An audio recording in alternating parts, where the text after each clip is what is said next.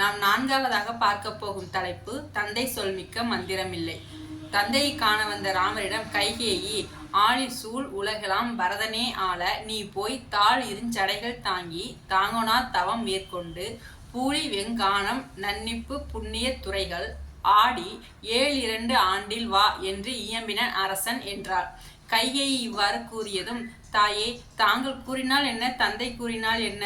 தாங்கள் கூறியபடி தந்தையின் கட்டளையை ஏற்று கானகத்திற்கு செல்கிறேன். தந்தை சொல் மிக்க மந்திரம் இல்லை அல்லவா? எனவே இப்போதே வனவாசம் மேற்கொள்கிறேன் என்று கூறினார். ராமர், லக்ஷ்மணர், சீத்தை மூவரும் கானகம் புறப்பட்டு விட்டனர். ராமர் சென்ற சிறிது நாட்களிலேயே தசரதர் உயிர் துறந்தார். தனது மாமா வீட்டிற்கு சென்றிருந்த பரதன் அயோத்திக்கு வந்தவுடன் அனைத்து விஷயங்களையும் கேட்டறிந்து மிகவும் அதிர்ச்சி அடைந்து என்ன செய்வதென்று தெரியாமல் மனதிற்குள் ஒரு முடிவெடுத்தார். பரதன் வசிஷ்டரையும் தலைமை மந்திரி சுமந்திரரையும் மந்திரி சபையையும் கூட்டி, நான் ஊரில் இல்லாத சமயம் பார்த்து இங்கு பல விரும்பத்தகாத நிகழ்ச்சிகள் நடந்துள்ளன.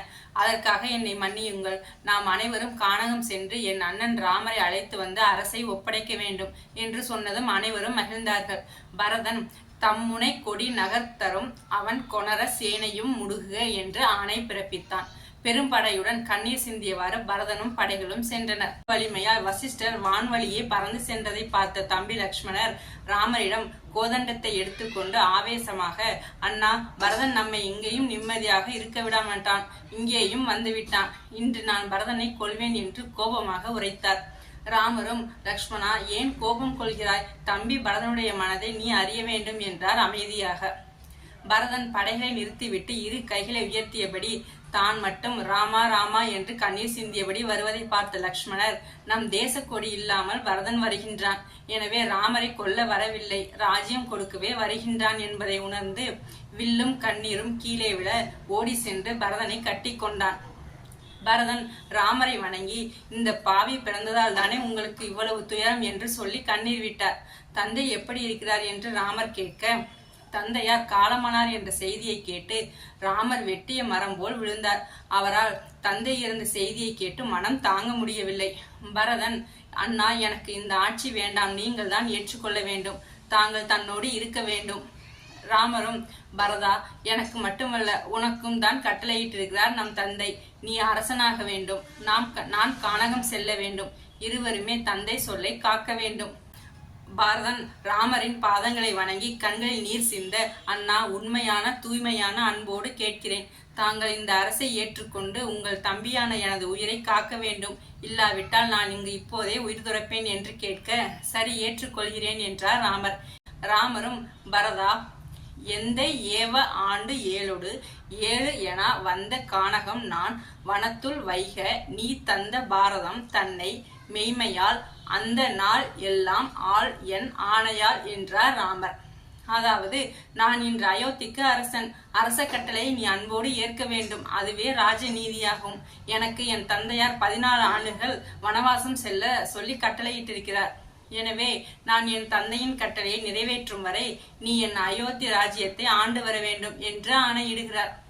எப்படிப்பட்ட சண்டை பாருங்கள்! எல்லோருக்கும் சந்தனம் அரைத்து பூசியது போல குளிர்ச்சியாக இருந்தது.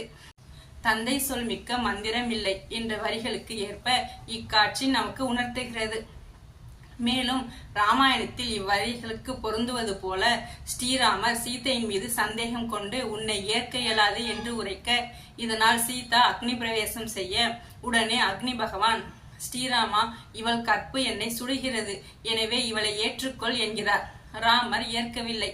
பிறகு சிவபெருமான் ரிஷப வாகனத்தில் காட்சி கொடுத்தும் பிரம்மா வந்து சொல்லியும் கருடன் வந்து சொல்லியும் ஸ்ரீராமர் சீதாவை ஏற்றுக்கொள்ளவே இல்லை.